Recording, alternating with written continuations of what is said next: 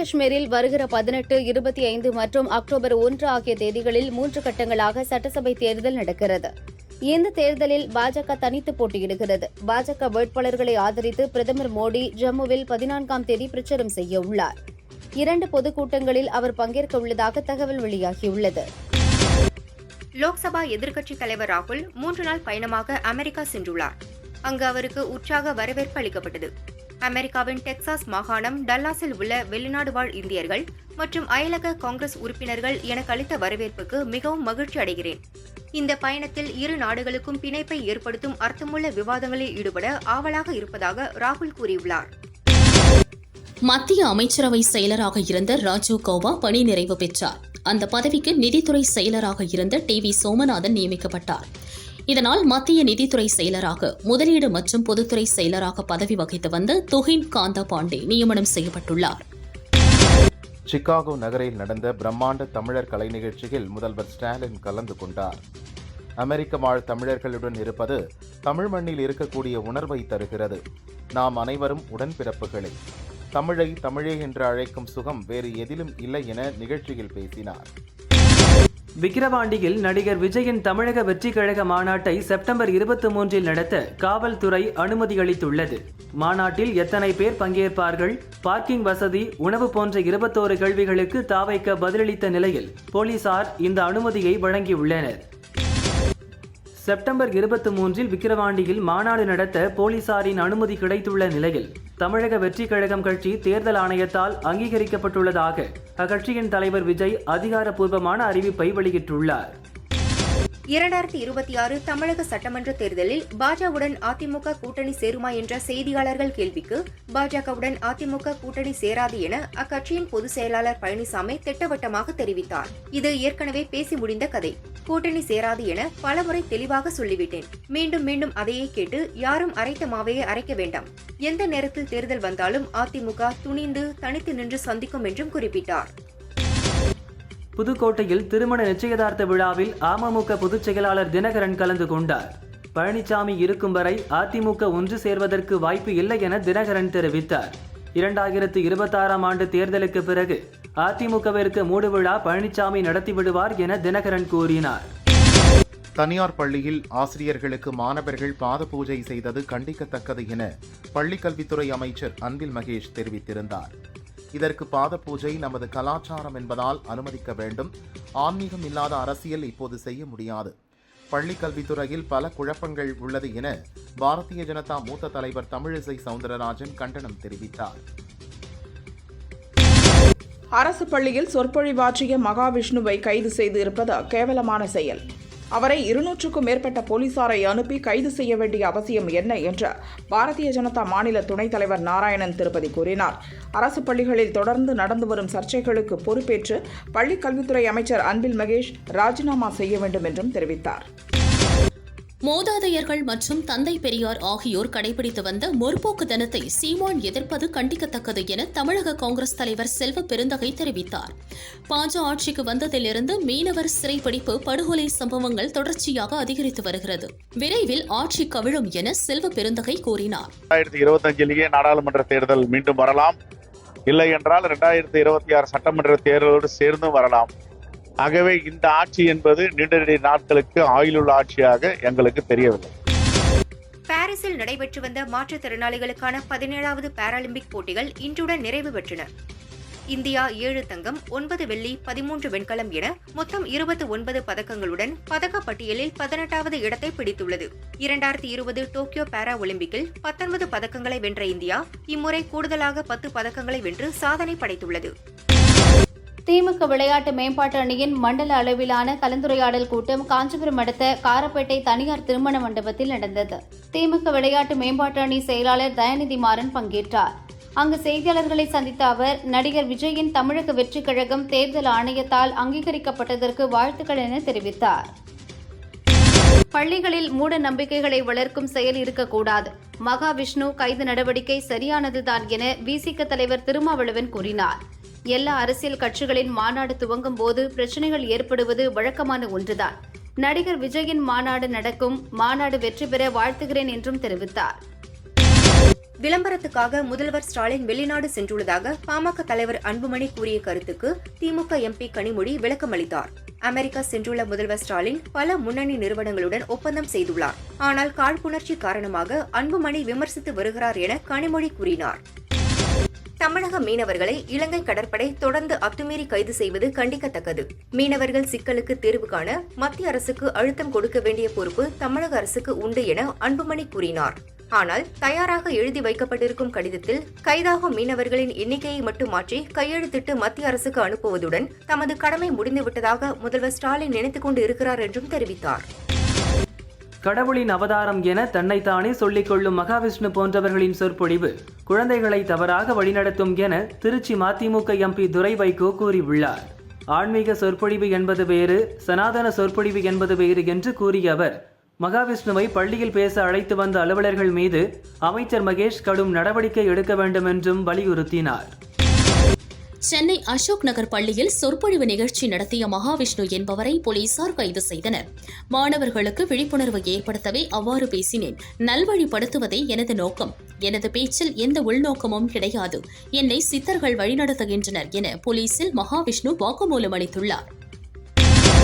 நேர்மையற்ற வர்த்தக நடைமுறைகளை தடுக்கும் நடவடிக்கையாக மருத்துவ உபகரணங்கள் தயாரிப்பு நிறுவனங்களுக்கு ஒரே மாதிரியான சந்தைப்படுத்துதல் நடைமுறைகளை மத்திய அரசு வெளியிட்டுள்ளது. மருத்துவ உபகரணங்கள் கூட்டமைப்பு வெளிநாடுகளில் மருத்துவர்களுக்கு பயிற்சி பட்டறைகள் நடத்தக்கூடாது, அவர்களுக்கு தங்கும் வசதி, தனிப்பட்ட பணபலன்களை வழங்கக்கூடாது என்பன உள்ளிட்ட பல்வேறு கட்டுப்பாடுகளை மருந்தியல் துறை தெரிவித்துள்ளது. அண்ணாமலை இல்லாத சமயத்தில் தமிழக பாரதிய ஜனதாவை நிர்வகிக்க கட்சியின் மூத்த தலைவர் ராஜா தலைமையில் 6 பேர் கொண்ட குழுவை கட்சி தலைமை அமைத்துள்ளது. குழு அமைத்த பின் சமீபத்தில் தலைவர் ராஜா தில்லி சென்று மத்திய உள்துறை அமைச்சர் அமித்ஷாவை சந்தித்தார். பிரதமர் மோடி வெளிநாடு சென்றிருந்ததால் அவரை சந்திக்கவில்லை. சென்னை திரும்பிய ராஜா கவர்னர் ரவியையும் சந்தித்தார். இந்த 2 சந்திப்பும் அரசியல் வட்டாரத்தில் பெரும் பரபரப்பை ஏற்படுத்தியுள்ளன. மத்திய அமைச்சராகிவிட்டாலும் நட்டா பாரதிய ஜனதா கட்சி தலைவராக தொடர்ந்து செயல்படுகிறார். இவருக்கு பதிலாக புதிய தலைவரை தேர்ந்தெடுக்க வேண்டும். மோடி உட்பட அனைவரையும் அரவணைத்து போகும் ஒருவரை தலைவராக்க கட்சி விரும்புகிறதாம்.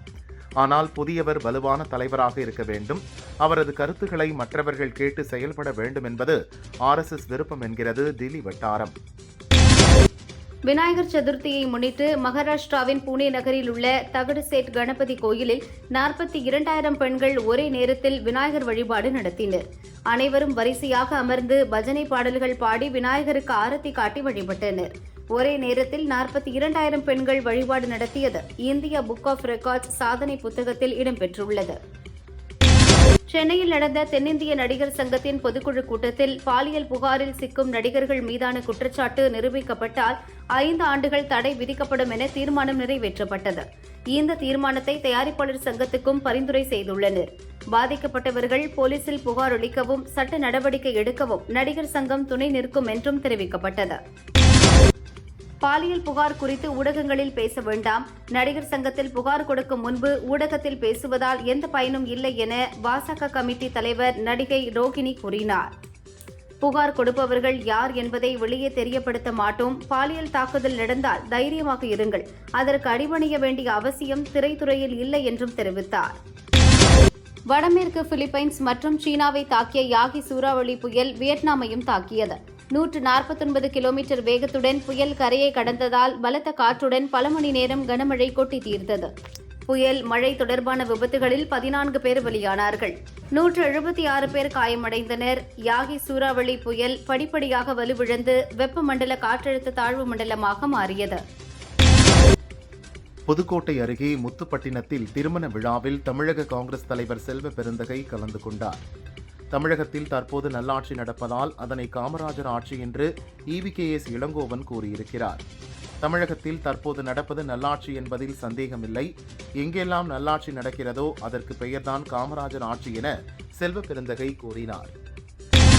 கடந்த சில தினங்களுக்கு முன் காவிரியில் ஏற்பட்ட வெள்ளத்தால் 17 TMC தண்ணீர் கடலில் வீணாக கலந்தது.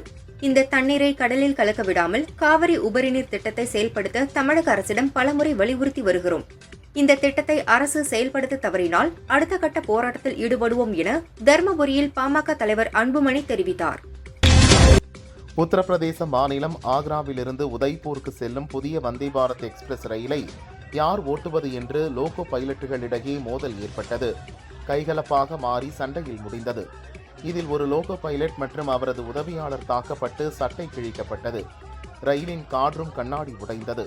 இந்த சண்டை தொடர்பான வீடியோ வைரலாகி வருகிறது.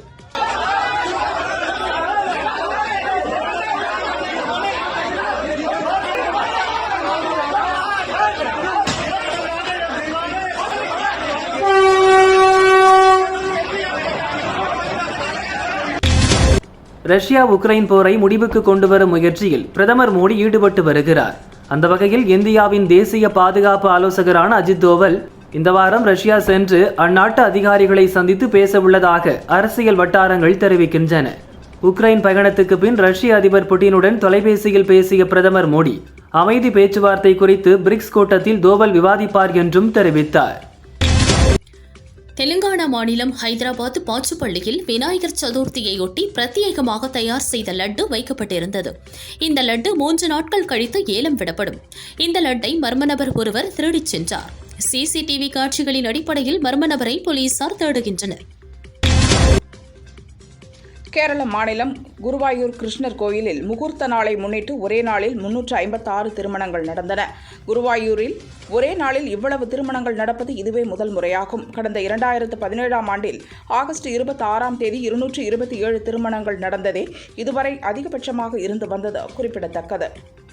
குஜராத் மாநிலம் கட்ச் மாவட்டம் லக்பத் பகுதியில் 12 வயதுக்குட்பட்ட 4 குழந்தைகள் உட்பட 12 பேர் மர்ம காய்ச்சலுக்கு பலியாகியுள்ளனர். எந்த வகை காய்ச்சல் பரவி வருகிறது என டாக்டர்களால் துல்லியமாக கண்டறிய முடியவில்லை. சளி, இருமல் மற்றும் சுவாசிப்பதில் சிரமம் போன்றவை அறிகுறிகளாக இருப்பதாக அப்பகுதி மக்கள் தெரிவித்துள்ளனர். இந்தியாவில் ஒருவருக்கு குரங்கம்மை தொற்று அறிகுறி இருப்பது கண்டுபிடிக்கப்பட்டுள்ளது. குரங்கம்மை நோய் அறிகுறிகளுடன் வந்த பயணி தனிமைப்படுத்தப்பட்டுள்ளார் என மத்திய சுகாதாரத்துறை தெரிவித்துள்ளது. வேளாங்கண்ணி மாதா கோயில் தேர்பவனியில் பெரிய சப்பரத்தில் புனித ஆரோக்கிய மாதாவின் தேரினை பக்தர்கள் சுமந்து வந்தனர். முக்கிய வீதிகள் வழியாக சென்றபோது இருபுறமும் நின்றிருந்த லட்சக்கணக்கான மக்கள் தேர் மீது மலர்களை தூவி வேண்டுதல்களை நிறைவேற்றினர். தேனி மாவட்டம் போடிநாயக்கனூர் ஆரோக்கிய மாதா தேவாலய புனித ஆரோக்கிய அன்னை நவநாள் விழாவில் தேர்பவனி விமர்சையாக நடைபெற்றது. திரளான மக்கள் சிறப்பு திருப்பலியிலும் தேர்பவனி ஊர்வலத்திலும் பங்கேற்றனர். காஞ்சிபுரம் மாவட்டம் உத்திரமேரூர் அருகே நெய்யாடுபாக்கம் திரிபுர சுந்தரி அம்பாள் சமேத பிரதிகங்கீஸ்வரர் கோயிலின் கும்பாபிஷேகம் விழா விமர்சையாக நடந்தது. ஏராளமான பக்தர்கள் கும்பாபிஷேக விழாவில் கலந்து கொண்டு புஷ்ப அலங்காரத்தில் அருள் பாலித்த பிரதிகங்கீஸ்வரரை தரிசனம் செய்தனர். சிவகங்கை மாவட்டம் மானாமதுரை மேலப்பிடாவூரில் ஐயனார் கோயில் கும்பாபிஷேக விழா விமர்சையாக நடந்தது. தொடர்ந்து ஐயனாருக்கும் கோயிலின் மற்ற பரிவார தெய்வங்களுக்கும் அபிஷேக ஆராதனைகள், சிறப்பு பூஜைகள் நடைபெற்றன. திரளான பக்தர்கள் பங்கேற்றனர். கடலூர் மாவட்டம் ஸ்ரீ ஆதிவராகநல்லூர் ஸ்ரீ பால விநாயகர், ஸ்ரீ பாலமுருகன், ஸ்ரீ முத்துமாரியம்மன் கோவிலில் கும்பாபிஷேகம் விமரிசையாக நடந்தது. திரளானோர் கலந்து கொண்டு அம்மனை வழிபட்டனர். திருச்சி மாவட்டம் துவரங்குறிச்சியில் விநாயகர் சதுர்த்தி விழாவை முன்னிட்டு 3 நாட்களுக்கு முன்னதாகவே விநாயகர் சிலைகள் வைக்கப்பட்டு அபிஷேக ஆராதனை நடைபெற்றது. விதவிதமாக அலங்கரிக்கப்பட்ட விநாயகர் சிலைகள் 20க்கும் மேற்பட்ட இடங்களில் வைக்கப்பட்டன.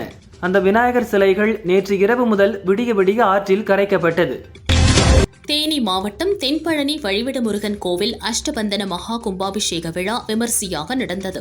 விமான கோபுர கலசத்திற்கு புனித நீரினை ஊற்றி மகா கும்பாபிஷேக விழா பக்தர்களின் அரோகரா கோஷம் முழங்க நடந்தது. திரளான பக்தர்கள் கலந்து கொண்டு சுவாமி தரிசனம் செய்தனர். சேலம் மாவட்டம் ஆத்தூர் ராணிப்பேட்டையில் விநாயகர் சதுர்த்தி அன்று நிறுவப்பட்ட 10 அடி உயர விநாயகர் சிலையை முக்கிய வீதிகளின் வழியாக பக்தர்கள் ஊர்வலமாக எடுத்து சென்றனர். செண்டை மேளம் முழங்க சாமி வேடமிட்ட இளைஞர்கள் ஆடி பாடினர். ஏராளமான பொதுமக்கள் சுவாமி தரிசனம் செய்தனர். திருப்பதி ஏழுமலையான் கோவிலில் விநாயகர் சதுர்த்தியை முன்னிட்டு 83,960 பக்தர்கள் சுவாமி தரிசனம் செய்தனர். உண்டியலில் ரூபாய் 2.96 கோடி காணிக்கையாக செலுத்தினர். பொது தரிசன பக்தர்கள் 8 மணி நேரமும், 300 ரூபாய் டிக்கெட் பெற்ற பக்தர்கள் 4 மணி நேரமும் காத்திருந்து சுவாமி தரிசனம் செய்தனர். வேலூர் மாவட்டம் காட்பாடி காரணாம்பட்டு ஸ்ரீ செல்லியம்மன் கோவில் கும்பாபிஷேக விழா விமர்சையாக நடந்தது. புண்ணிய நதிகளிலிருந்து கொண்டுவரப்பட்ட புனித நீர் விமான கலசத்தின் மீது ஊற்றப்பட்டு திரளான பக்தர்கள் கலந்து கொண்டு சுவாமி தரிசனம் செய்தனர். ஓசூர் மத்த மக்ரஹார் ஆஞ்சநேயர் சுவாமி கோவிலில் கும்பாபிஷேக விழா விமர்சையாக நடந்தது. கோபுர கலசத்தின் மீது புனித நீர் ஊற்றப்பட்டு கும்பாபிஷேகம் நடத்தப்பட்டது. ஏராளமான பக்தர்கள் கலந்து கொண்டு ஆஞ்சநேயரை தரிசனம் செய்தனர். திருப்பத்தூர் மாவட்டம் தேவிகாபுரம் ஸ்ரீ செல்வ விநாயகர் மற்றும் ஸ்ரீ மாரியம்மன் கோவில் கும்பாபிஷேக விழா விமரிசையாக நடைபெற்றது. கோபுர கலசத்திற்கு கலச நீர் ஊற்றப்பட்டது.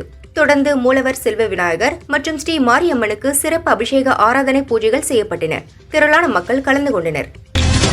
ராணிப்பேட்டை மாவட்டம் நாரைக்குளம் ஸ்ரீ வரசித்தி விநாயகர் கோயில் கும்பாபிஷேகம் விமரிசையாக நடைபெற்றது. கலசத்திற்கு புனித நீர் ஊற்றப்பட்டது. திரளான மக்கள் கலந்து கொண்டு சாமி தரிசனம் செய்தனர். தென்காசி மாவட்டம் செங்கோட்டையில் விநாயகர் சதுர்த்தி விழாவை முன்னிட்டு இந்து முன்னணி சார்பில் 35 விநாயகர் சிலைகள் வைக்கப்பட்டன. இந்த சிலைகள் ஊர்வலமாக எடுத்து செல்லப்பட்டு குண்டார் ஆற்றில் கரைக்கப்பட்டது.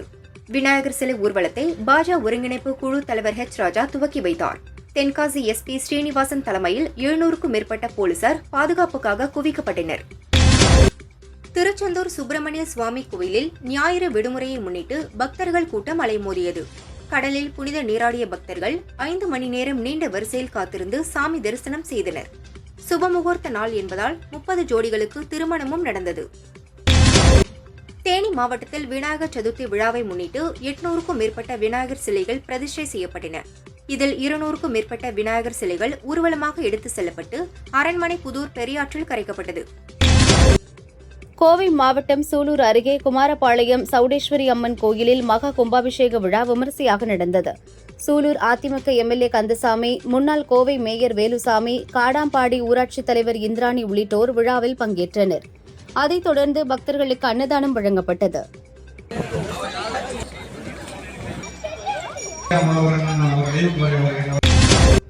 ஓசூர் ஜெனபர் தெருவில் பெரிய ஐயனார் மற்றும் அரிவாளுடன் விநாயகர் சிலையை பிரதிஷ்டை செய்தனர்.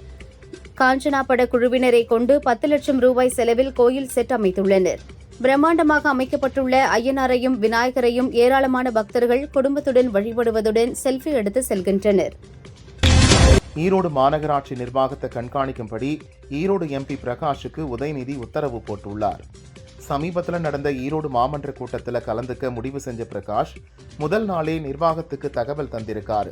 இது மேயர் நாகரத்தினத்தோட கணவரும் மாநகர செயலருமான சுப்பிரமணியத்துக்கு தெரிய வர அவர் அதிருப்தி ஆகிட்டாராம்.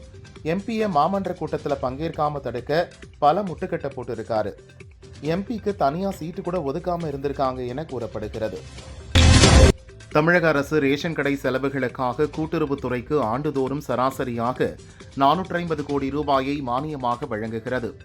2021-2022 மானியத்தில் 3%, 2022-2023 51%, 2023-2024 40% நிலுவை என 750 கோடி ரூபாய் தர வேண்டியுள்ளதாக கூறப்படுகிறது. வங்கக்கடலில் உருவான காற்றழுத்த தாழ்வு பகுதி இன்று காற்றழுத்த தாழ்வு மண்டலமாக வலுப்பெற வாய்ப்பு உள்ளதாக சென்னை வானிலை ஆய்வு மையம் தெரிவித்துள்ளது. இதனால் தமிழகம், புதுச்சேரியில் இன்று முதல் 13ஆம் தேதி வரை மழை பெய்யும் என வானிலை மையம் தெரிவித்துள்ளது. தமிழக அரசின் நமக்கு நாமே திட்டத்தில் நிதியுதவி கேட்டு விண்ணப்பித்து செப்டம்பர் மாதமாகியும் ஒதுக்கீடு செய்யாததால் பணிகளை துவக்க முடியாத நிலை உள்ளது. மாவட்ட நிர்வாகம் சிறப்பு கவனம் செலுத்தி ஊராட்சிகளுக்கு முன்னுரிமை அளித்து நிதி ஒதுக்கீடு செய்ய வேண்டும் என ஊராட்சி தலைவர்கள் வலியுறுத்துகின்றனர். எழும்பூர் மன்னார்குடி வழித்தடத்தில் வந்தே பாரத் ரயில் இயக்க வேண்டும் என ரயில்வேக்கு பயணிகள் சங்கம் மனு கொடுத்துள்ளது. பயணிகளின் கோரிக்கையை ஏற்று எழும்பூரிலிருந்து மயிலாடுதுறை, தஞ்சாவூர் வழியாக மன்னார்குடிக்கு வந்தே பாரத் ரயில் சேவையை துவங்க ஆய்வு செய்து வருகிறோம். பயணிகளின் எண்ணிக்கையை கணக்கிட்டு இறுதி முடிவு எடுக்கப்படும் என்று தெற்கு ரயில்வே அதிகாரிகள் கூறினர். புதுச்சேரி அருகே உள்ள ஆரோவில் தனியார் சார்பில் கிரிக்கெட் மைதானம் புதிதாக அமைக்கப்பட்டுள்ளது. இதனை முதல்வர் ரங்கசாமி திறந்து வைத்தார். தொடர்ந்து அவரும் கிரிக்கெட் விளையாடினார். டென்னிஸ் வீரரான இவர் தினமும் இருவேளை டென்னிஸ் விளையாடுவது வழக்கம். விளையாட்டின் மீதுள்ள ஆர்வத்தால் தனது வீட்டிலேயே டென்னிஸ் மைதானம் அமைத்துள்ளார் என்பது குறிப்பிடத்தக்கது. கோவை நேரு விளையாட்டு அரங்கம் முன் போதைப் பொருட்களுக்கு எதிரான விழிப்புணர்வு மினி மாரத்தான் போட்டி நடந்தது. கோவை மாநகர தெற்கு துணை கமிஷனர் சரவணகுமார் கொடியசைத்து துவக்கி வைத்தார். குழந்தைகள் முதல் பெரியவர்கள் வரை 500க்கும் மேற்பட்டோர் மாரத்தான் போட்டியில் கலந்து கொண்டு ஓடினர். வெற்றி பெற்றவர்களுக்கு பரிசுகளும் சான்றிதழ்களும் வழங்கப்பட்டது. சிக்கிம் மாநிலம் பாங்கியோங்கில் ராணுவ வாகனம் கவிழ்ந்த விபத்தில் மத்திய பிரதேசம், மணிப்பூர், ஹரியானா மற்றும் தமிழகத்தை சேர்ந்த 4 ராணுவ வீரர்கள் இறந்தனர். இதில் தமிழகத்தை சேர்ந்த சுபேதர் தங்கபாண்டியனும் ஒருவர். அவரது சொந்த ஊரான விருதுநகர் மாவட்டம் கான்சாபுரத்தில் 21 குண்டுகள் முழங்க அவரது உடல் நல்லடக்கம் செய்யப்பட்டது. திருப்பத்தூர் மாவட்டம் வாணியம்பாடி அருகே அரசு பஸ் பிரகாஷ் என்பவர் பைக் மீது மோதி விபத்துக்குள்ளானது. அவருக்கு காயம் ஏற்பட்டது. இதில் பஸ் டிரைவர் மற்றும் கண்டக்டர் எஸ்கேப் ஆகியனர். வாணியம்பாடி கிராமிய போலீசார் வழக்கு பதிவு செய்து விசாரணை மேற்கொண்டு வருகின்றனர். தமிழக வெற்றி கழகம் தேர்தல் ஆணையத்தால் அங்கீகரிக்கப்பட்டதாக அக்கட்சியின் தலைவர் விஜய் அறிவித்த நிலையில் காஞ்சிபுரம் மாவட்ட தாவேக கட்சியினர் பட்டாசு வெடித்து கொண்டாடினர். 100க்கும் மேற்பட்டோர் கட்சி கொடி ஏந்தியபடி ஊர்வலமாக சென்றனர். மக்களுக்கு இனிப்புகளை வழங்கி மகிழ்ந்தனர். தமிழக வெற்றி கழகத்திற்கு தேர்தல் ஆணையம் அங்கீகாரம் வழங்கியது.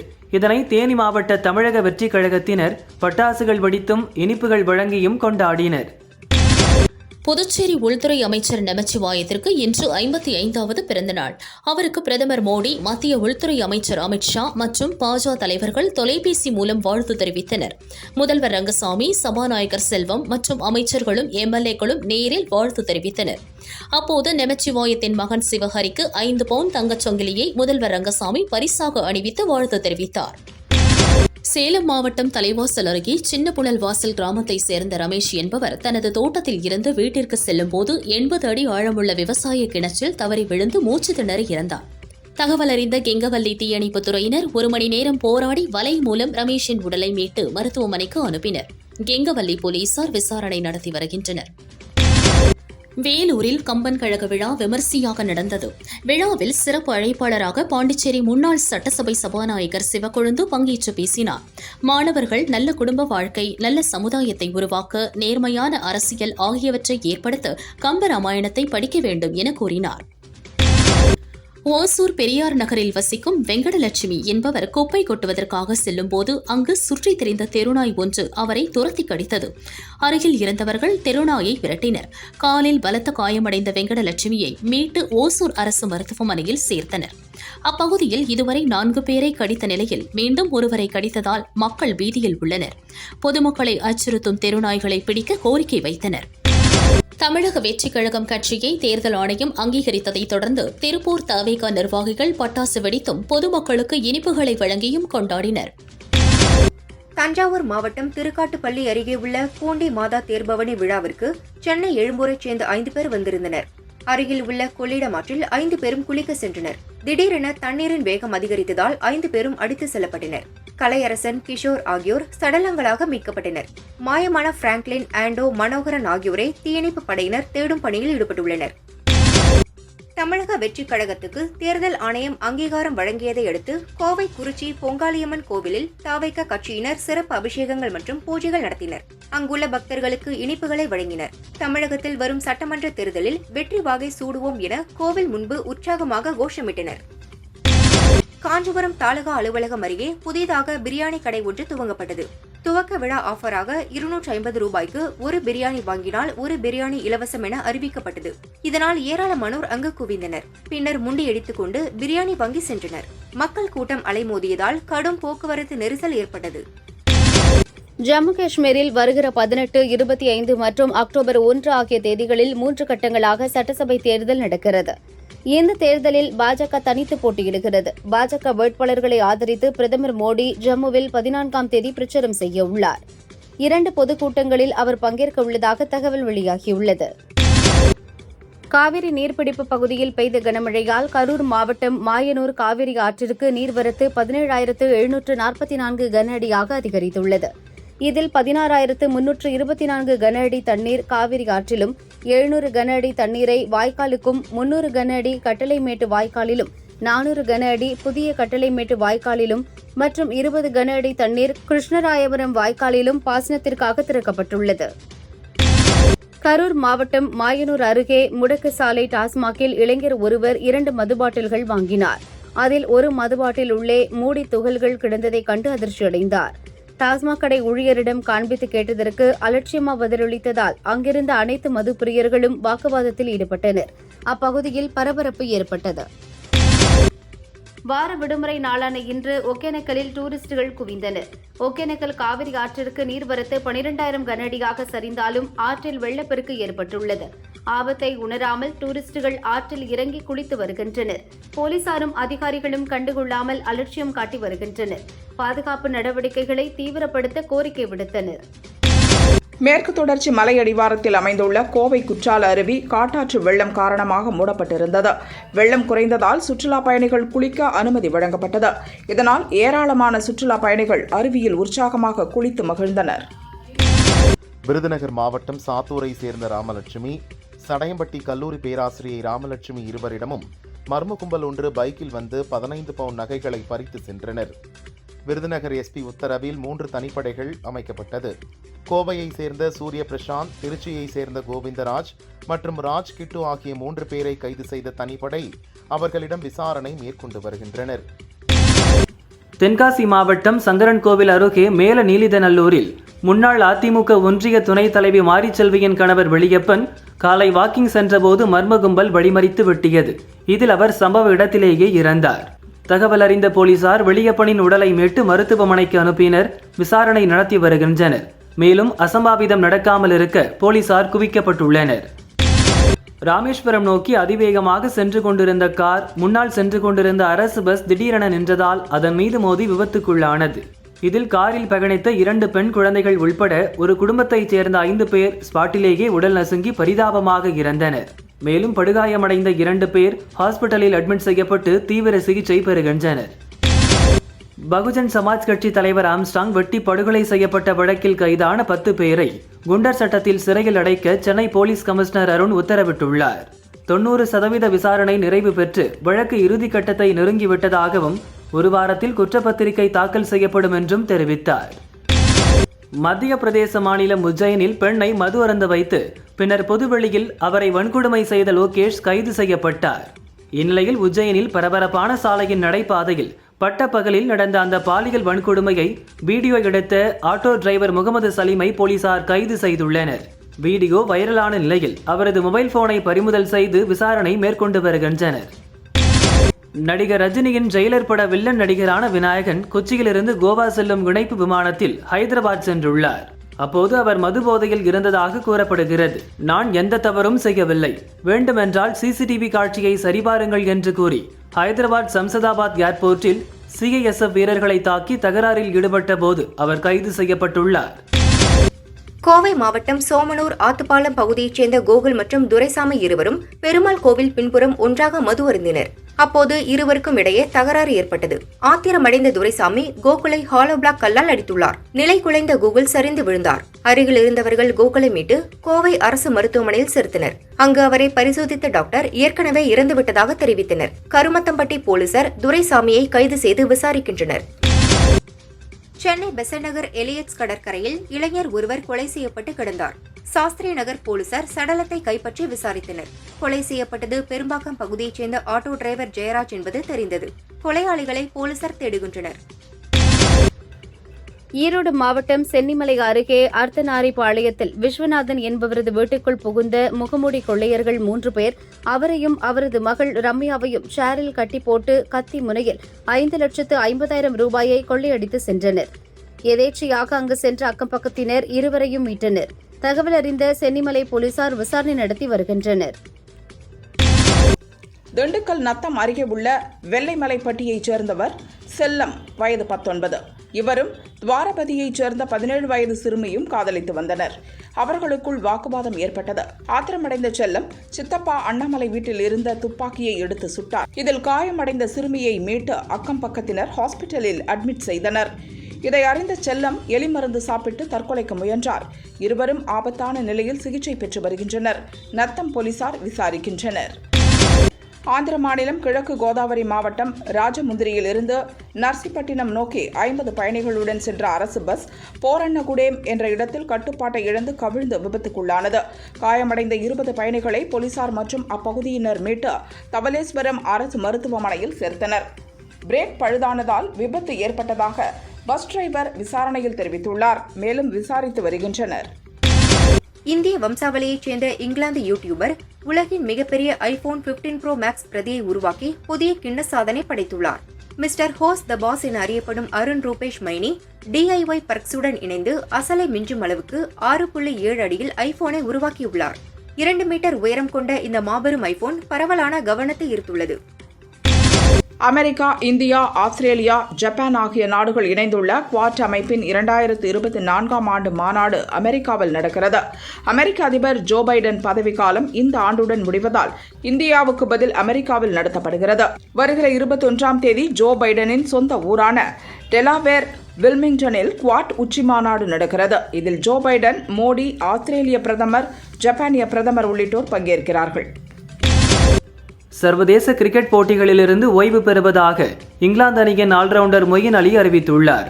ஏற்கனவே 2 ஓய்வை அறிவித்து தனது முடிவை வாபஸ் பெற்ற இவர் இனி ஓய்வு பெறும் முடிவிலிருந்து பின்வாங்க மாட்டேன், இளைஞர்களுக்கு வாய்ப்பு கொடுக்க வேண்டிய நேரம் இது என்று தெரிவித்தார்.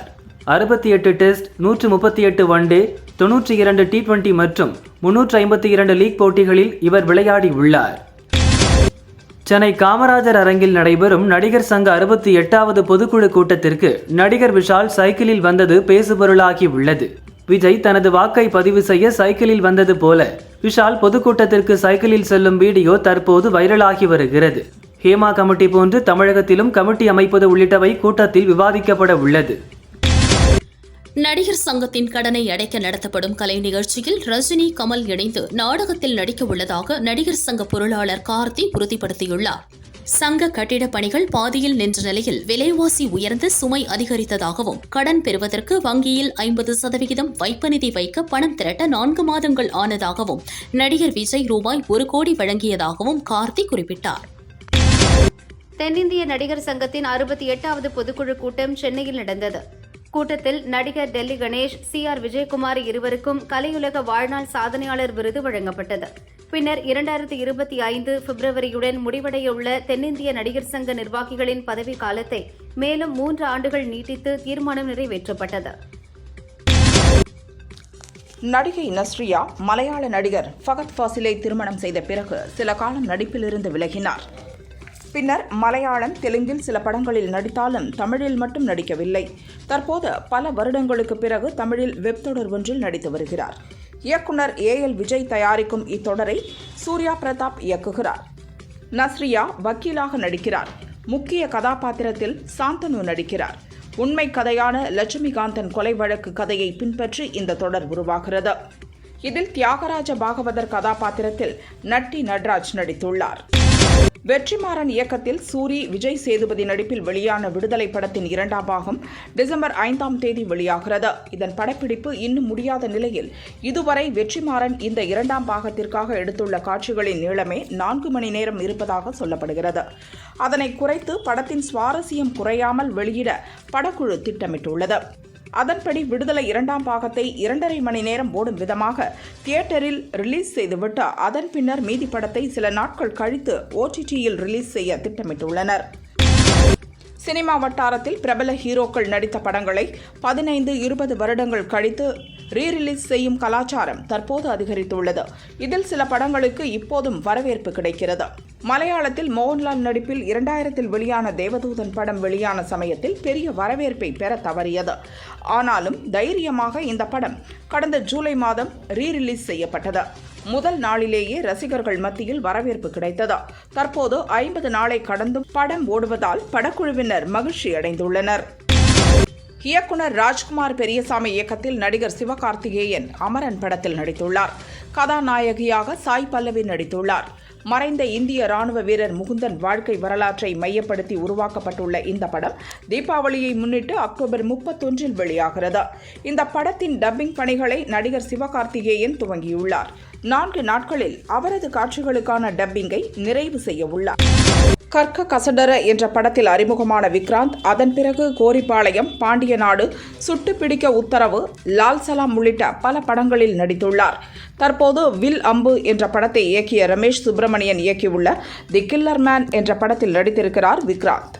தமிழ், தெலுங்கு, மலையாளம், ஹிந்தி, கன்னடம் என 5 மொழிகளில் உருவாகியுள்ள இந்த படத்தின் ஃபர்ஸ்ட் லுக் தற்போது வெளியாகியுள்ளது. தெலுங்கு திரையுலகில் என்டிஆர் குடும்பம், நாகேஸ்வர ராவ் குடும்பம், சிரஞ்சீவி குடும்பம் என அவர்களது குடும்பத்தில் பல வாரிசு நடிகர்கள் இருக்கிறார்கள். தற்போது என்டிஆர் குடும்பத்தில் இருந்து மற்றொரு வாரிசு நடிகர் அறிமுகமாகியுள்ளார். என்டிஆரின் மகனும் நடிகருமான பாலகிருஷ்ணாவின் மகன் நந்தமூரி தாரகராம மோக்ஷன்யா தேஜா சிம்பா படத்தின் மூலம் நடிகராக அறிமுகமாகிறார். இப்படத்தை ஹனுமான் படத்தை இயக்கிய பிரசாந்த் வர்மா இயக்குகிறார். தமிழரசன் பச்சமுத்து இயக்கத்தில் ஹரிஷ் கல்யாண், அட்டகத்தி தினேஷ் இருவரும் முதன்மை கதாபாத்திரங்களில் நடித்துள்ள படம் ரப்பர் பந்து செப்டம்பர் 20 ரிலீஸ் ஆகிறது. படம் பற்றி ஹரிஷ் கல்யாண் கூறுகையில், கதையை கேட்டதும் இந்த படத்தில் முதல் ஆளாக நுழைந்த நபர் நான் தான். பேட்டிங், விக்கெட் கீப்பிங் தான் என் ஏரியா. பவுலிங்கில் அவ்வளவாக ஈடுபாடு கிடையாது. ஆனால் இந்த படத்தில் என்னுடைய கதாபாத்திரம் ஒரு பவுலிங் ஆல்ரவுண்டர் என்பதால் அதற்காக சில பயிற்சிகள் எடுத்துக்கொண்டேன். இது விளையாட்டுடன் கூடிய ஒரு குடும்ப பொழுதுபோக்கு படம் என்றார். நடிகர் சங்கத்தில் விசாகா கமிட்டி அமைத்ததன் நோக்கமே பெண்கள் பயமில்லாமல் புகார் அளிக்க வேண்டும் என்பதற்காகத்தான். புகார் அடிப்படையில் யாராக இருந்தாலும் நடவடிக்கை எடுக்கப்படும் என நடிகர் சங்க பொதுச் செயலாளர் விஷால் கூறினார். பாலியல் புகார் வந்தால் பெண்கள் தைரியமாக புகார் அளிக்க வேண்டும் என்றும் தெரிவித்தார். தயாரிப்பாளர் ஒருவர் எனக்கு 10 லட்சம் ரூபாய் தர வேண்டும். இது பற்றி நடிகர் சங்கத்தில் கூறியும் எந்த பயனும் இல்லை என நடிகர் லொல்லிசபா மனோகர் கூறினார். கோர்ட்டுக்கும் சென்று விட்டேன். 4 ஆண்டுகளாக வழக்கு நடக்கிறது. நியாயம் கிடைக்கவில்லை. வடபழனிக்கும் வீட்டுக்கும் நடந்து கொண்டே இருக்கிறேன் என்றும் தெரிவித்தார்.